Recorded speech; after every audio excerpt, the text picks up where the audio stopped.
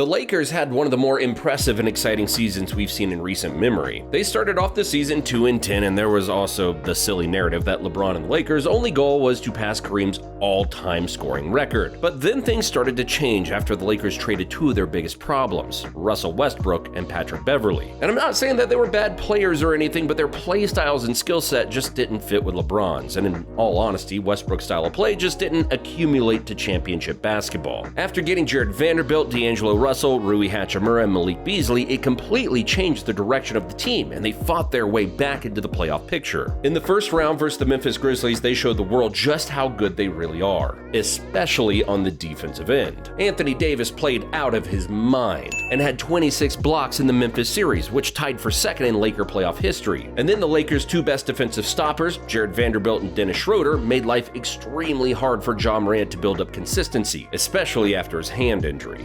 38-year-old LeBron James averaged 22, 11, and 5 while shooting over 48% from the field, so they were clicking on all cylinders. And for those who say Steven Adams and Brandon Clark's absence in the series was the reason the Lakers won, neither of them would have defended Anthony Davis. And since both of them can't and won't shoot threes, they would have just added to the Grizzlies' poor shooting in the series. They shot 30% from deep as a team. Brooks shot 23% from three. Jaren Jackson Jr., 28%. Tyus Jones, 15%. And Desmond Bane shot 32. So as much as we want to clown Dillon Brooks' shooting, the entire team was off. Now in the second round, they faced off against the Golden State Warriors. And for all of the obvious reasons, this series was hyped. LeBron versus Curry. The Lakers would win in 6 games after great two-way performances from AD, Austin Reeves, and LeBron James. And let's not forget Lonnie Walker's contribution as a spark plug offensively. Things were looking good after defeating the defending champs, but that was only until they got absolutely crushed by the best duo in the NBA, Nikola Jokic and Jamal Murray. On the bright side though, the scores were close, so it wasn't like the Lakers had no business in the Western Conference Finals. They, without a doubt, belonged, but they were just missing something.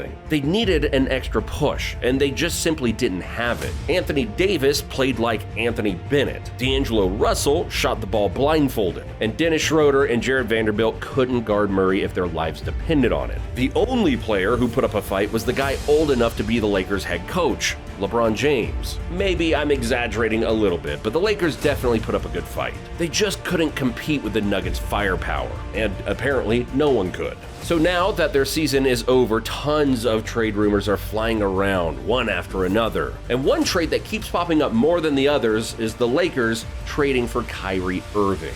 And while there are a lot of fans who would love to see that happen, I'm going to be explaining why that would be the dumbest thing the Lakers could do this offseason. But first, let's go over just how exactly he could end up in LA. The Lakers would most likely have to get Kyrie in a sign and trade due to their limited salary caps, or he would have to take a massive pay cut that fits the Lakers' budget. And remember, that's something he refused to do last year with Brooklyn. And something that I must note before we continue is that the Mavericks reportedly have zero interest in trading Irving to Los Angeles unless they can get equal or more value in return. This would be the only trade offer the Mavericks would entertain. Trade Rui Hachimura, Jared Vanderbilt, and D'Angelo Russell to Dallas for Kyrie Irving. And I know exactly what everyone is thinking. There is no way that they would trade Rui or Vanderbilt. And I agree, 100%. One of the main reasons this would be a dumb trade is that you would have to give up too much to get them. And Russell and Rui both have cap holds, which means they're pending free agents. So the Lakers would have to sign them and then trade them,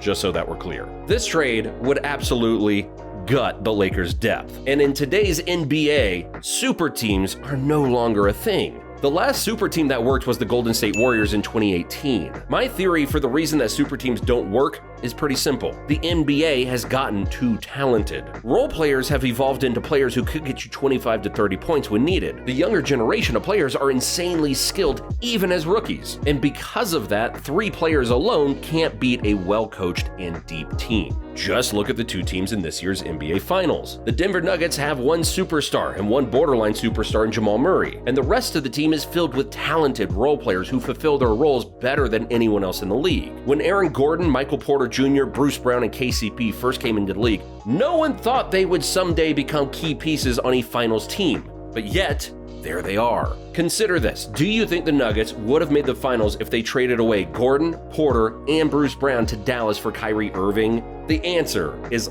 obviously no way. Depth is everything. And the Lakers figured that out, and that's how they got to the Western Conference Finals. So they would be foolish to trade that away after seeing just how far it got them. And let me say this, I am not saying this is a bad trade because Kyrie Irving is a trash player or anything crazy like that. The man averaged 27, 6, and 5 in 20 games with the Mavericks, while shooting great from 3 all season. So if there is a way to get Kyrie on the Lakers while keeping Vanderbilt, Rui, Austin Reeves, Dennis Schroeder, and Lonnie Walker, I wouldn't hesitate to do that. But that's just not how things work in the NBA. You have to give to get. And in this case, the Lakers would be giving a lot while not getting enough. So if trading for Kyrie is a bad idea, then what should the Lakers do this offseason?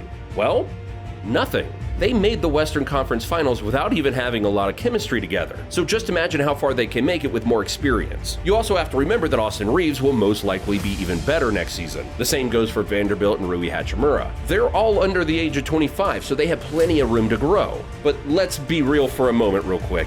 Even if they had had that chemistry, I still don't see them beating this Denver team. So they do need to make a couple of tweaks. And the one thing that they can't have enough of is outside shooting and spacing. So trading for someone like Buddy Hield, in my opinion, would be a better fit than Kyrie Irving. Signing and trading 24-year-old Lonnie Walker, Max Christie, and their 17th overall pick in this year's draft would be the perfect package for a young upcoming team like the Pacers. Hield shot an amazing 42.5% from 3 this season, averaging 15 points and 4 assists per game. Another move they could make is going after a backup rim-protecting center. So they could trade Malik Beasley and Max Christie to the Charlotte Hornets for 25-year-old rim protector Nick Richards. Richards averaged over a block per game in 18 minutes per night. He would be a major pick-and-roll threat with LeBron and Dennis or even Austin Reeves being the ball handler. His potential as a really good rim protector and roller would give AD some time to rest, something he definitely needs. These moves would be extremely nice winning trades for Los Angeles, and that's their main focus, winning.